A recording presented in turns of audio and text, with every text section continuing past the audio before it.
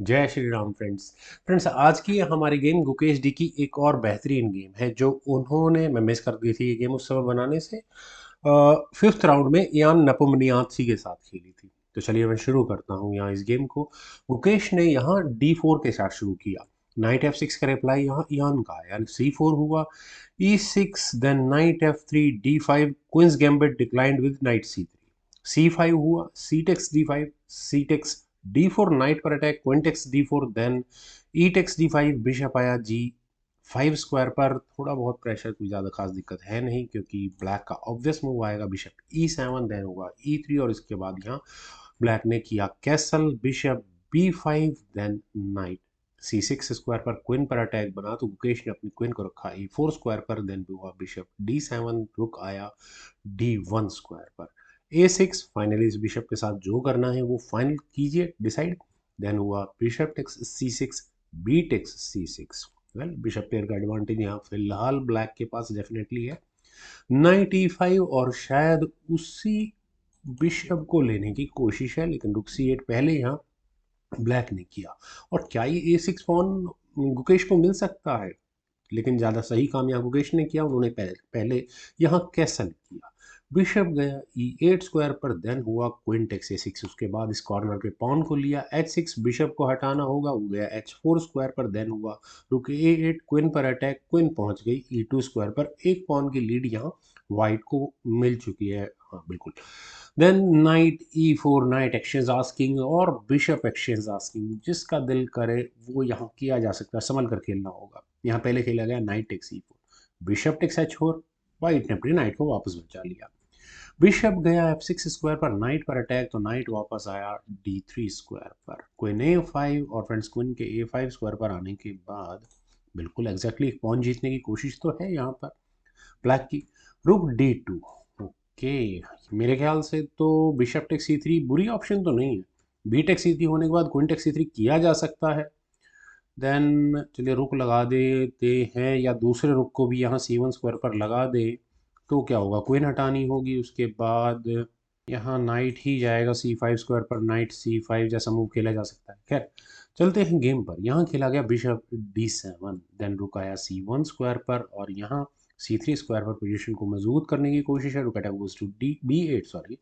यहाँ पॉन को नहीं लिया जा सकता क्योंकि क्वीन F3, बिशप गया C8 स्क्वायर पर, H3, then bishop A6, night problem में नहीं है, क्वीन गई F5 स्क्वायर पर, नाइट पर डिफेंस जरूर हो चुका है, पहले भी था। बिशप C8, क्वीन पर अटैक बना, क्वीन हटी H5 स्क्वायर पर, देन हुआ बिशप E6 और यहाँ यान ने अपने बिशप को लगभग आधे बोर्ड में घुमा दिया है।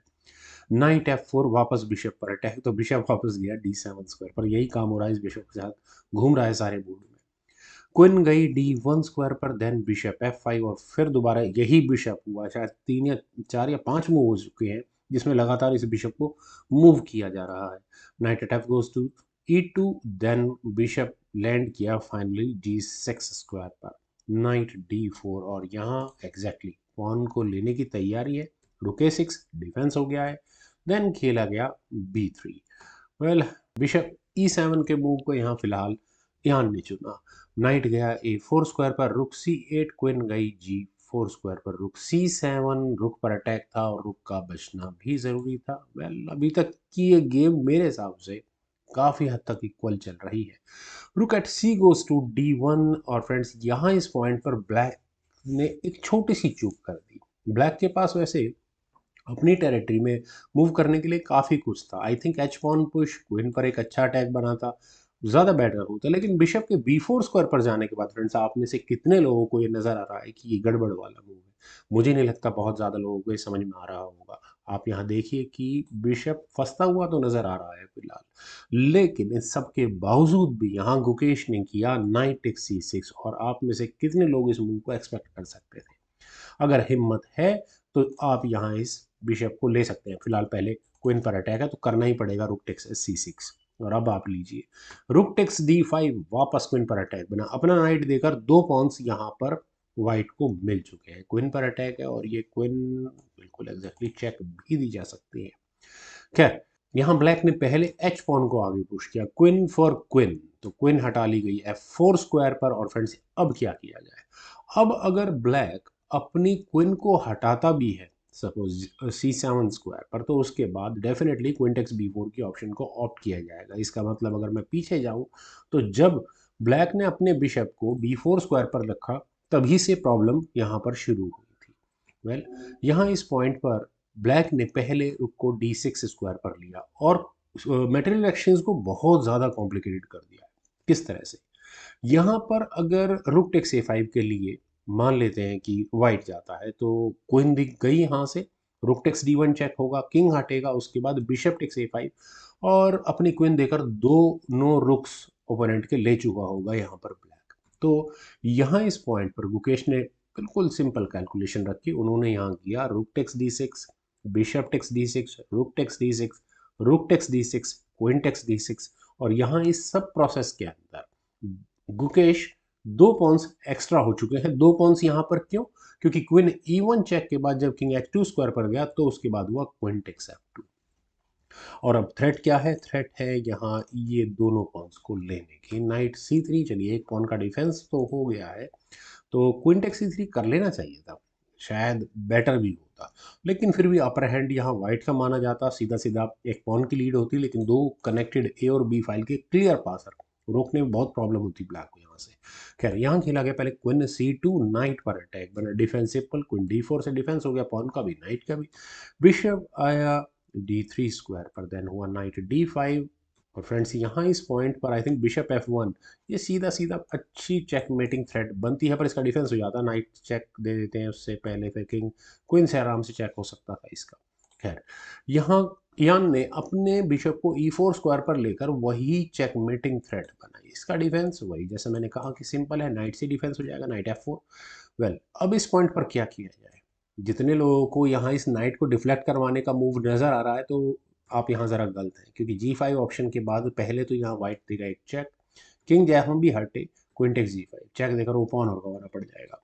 तो इयान ने पहले अपने जी पॉन को G6 स्क्वायर पर प्लेस किया, देन हुआ A4। और अब यहाँ क्या तैयारियां हैं, B3 पॉन में कोई इशू नहीं है क्योंकि बिशप खतरे में आ जाता है, और यहाँ अपने पासर को थोड़ा आगे बढ़ाओ ताकि ब्लैक डिफेंस में लग जाए उन दोनों पासर्स की। बिशप F3 और यहाँ इस G2 पॉन के पिन होने का फ़ायदा उठाया गया।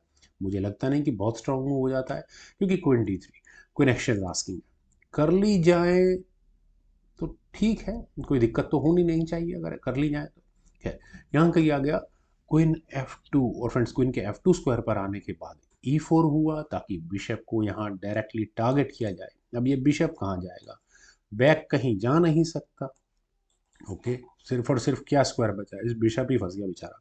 बिशप D1 के ऑप्शन को पहले यहाँ पर यान ने चुना, क्यों चुना कि ठीक है आप बिशप लो, मैं चेक देने के साथ साथ इस नाइट को ले लूंगा, उसके बाद मुझे एक आधा पॉन भी मिल जाएगा। लेकिन यहाँ पहले गुकेश ने खेला नाइट टेक्स G6 का मूव, और यहाँ इस मूव के बाद फाइनली इयान नियात्सी को रिजाइन करना पड़ गया। रेजिग्नेशन का रीजन फिर बता देता हूँ, क्योंकि एफ टेक्स G6 यहाँ पर ब्लैक करेगा, देन क्वीन टेक्स D1 हो जाएगा, क्वीन से चेक दी गई तो किंग H7 स्क्वायर पर जाएगा, क्वीन टेक्स C4 ज़्यादा से ज़्यादा यही होगा ना, लेकिन उसके बाद ए पॉन आगे पुश, फिर बी पॉन आगे push, that would be it. दो पॉन्स की लीड, क्वीन चाहे बेशक से एंड गेम में शामिल हो, लेकिन फिर भी बहुत बड़ी लीड होती है।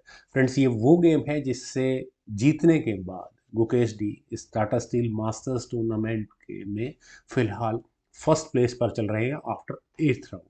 तो फ्रेंड्स मुझे उम्मीद है आप लोगों को मेरी आज की ये गेम ज़रूर पसंद आई होगी, तो आप लोग इस वीडियो को लाइक करें, शेयर करें, और मेरे इस यूट्यूब चैनल चेस ग्रुप को प्लीज़ सब्सक्राइब ज़रूर करें। आपके कमेंट्स का मुझे बेहद इंतजार रहेगा।